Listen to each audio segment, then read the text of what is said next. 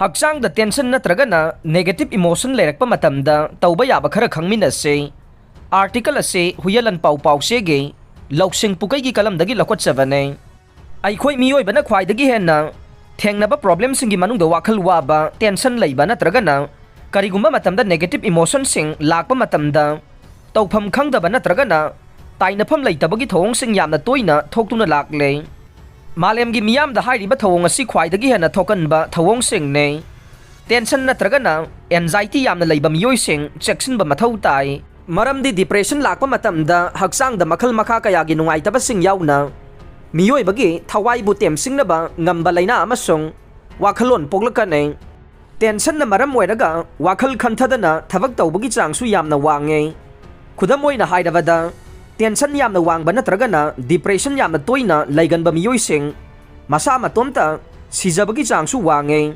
Maram aduna yariba makai aikoina tension natraga anxiety lerakpa matamda madubu lehendana ba hotnaba haibase yamna maruoiba thabak amanne. Aikoigi haksangda makhal makha kayagi lainasing poholagliba se aikoina chariba chinjaksing asi khaktan natte wakhaldagi poholakpa laina kayasu leire. Hiram asigi matangda India gi oina maming leirabe nutritionist Anjali Mukherjee gi report matungin na aikoina chariba chinjaksing asigi manungda kharade wakalon fathavada yamna chauna mateng pange.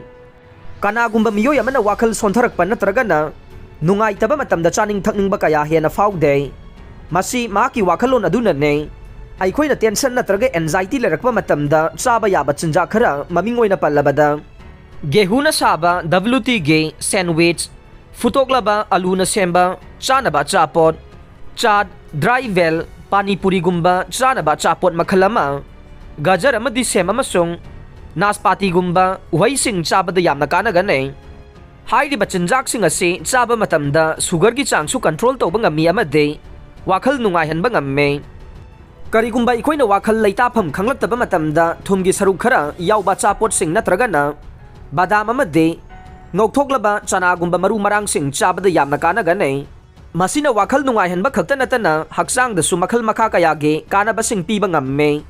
Hairiba chinjaksing asida antioxidant, vitamin amasung mineral gi chang marang kaina yawe.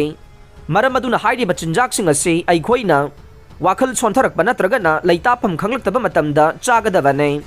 Masina aikoida positive energy ama lakhanduna wakhal nungaina leiba ngamhalle. Matam pumbada miyoibana section gadabade wakhal nungairakaba matamda aranba lambida chatana bahonaba sene maramde phattaba wakhalna maram oiraga matam pumbada leitafam khangalakaba made tawru bathabak khudingmak maithinaba chawba lambi ama ohelak masina maram oiraga karigumba matamda miyoy ama masa matomta season ba honaba phauba yawraktaba natte. Hanadagi hauna ngangna duna lakliba haksang phabana lanni hairiba wahai sing asi yamna maru oi. Adubu wakhal nungaitrabade haksang phana leiba ngamloi. Aikoida tension natraga anxiety lehelaktana ba honagadabane. Maram aduna aruba thabak singda aikoina ka hena pukning singsilloidabane. Maramdi aruba thabak ama tawba matamda madu mai pakadra natraga pakloidra haina wakhal khanjinbagi chang wange. Karigumba mai paklakdaba matamda tension natraga anxiety asi maromdom lae. Masidagi aikoi yamna section gadabane. Nutritionist Anjali Mukherjee gi atopa report amagi matungin na aikoina tension lairakpa matamda mobile da yawba game sanaba sisu yamna kanaba oi. Mobile game sanaba na maram oiraga wakhal da lairamba nungaitaba made awaba kaya kokhanba ngammi haina thizilloi kaya na phongdokpa laikhre. Maram aduna aikoina sizinariba mobile phone singda game application sing hapada kanaba oigane. Loina na wakhal nungairakaba matamda khongna minute 10 dagi kun phawba walking chatpagi hainabi thamgadabane. Masina wakhalbu tagat tekna lehenbada mateng pange. Article asi reliable source ta yumpham oiraga phongbane. Adubu masina medical professional singge pautaki mahut sinaba honabadi natte. Aroibada tabiriba pumnamakpu thagatchare.